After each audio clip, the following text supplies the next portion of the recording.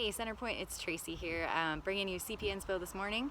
I've been reading a lot in the Beatitudes lately and just discovering all sorts of gold from Jesus. It's been so fun.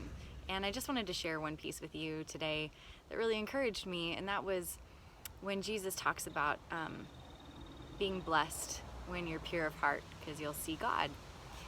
And in the Amplified version, the text says, blessed are the pure in heart, but it talks about the spiritually mature and those who anticipate God's presence.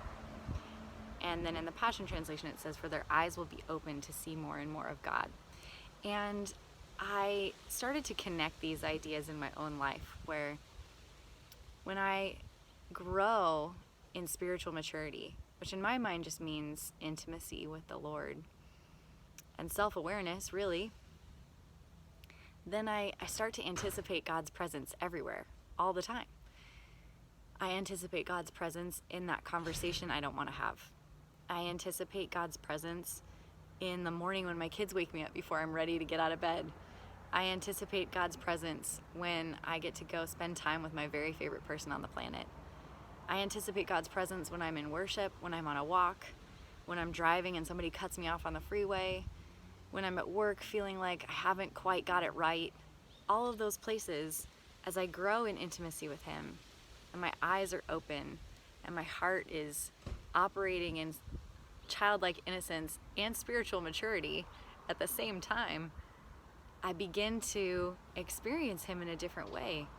And I love the idea that we can anticipate that God is ready to meet us every single place we go, and every single emotional atmosphere we enter, in every single relational dynamic we experience.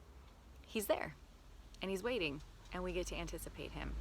So I just want to invite you guys to have your eyes open and to see that God's sending you love notes everywhere you go. He really is waiting to meet with you.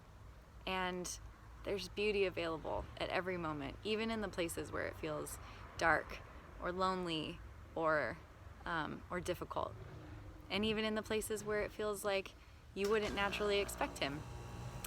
I'm going to take that air conditioner as my cue to wrap up and say, have a great morning. We love you. We're praying for you. And you are so valued.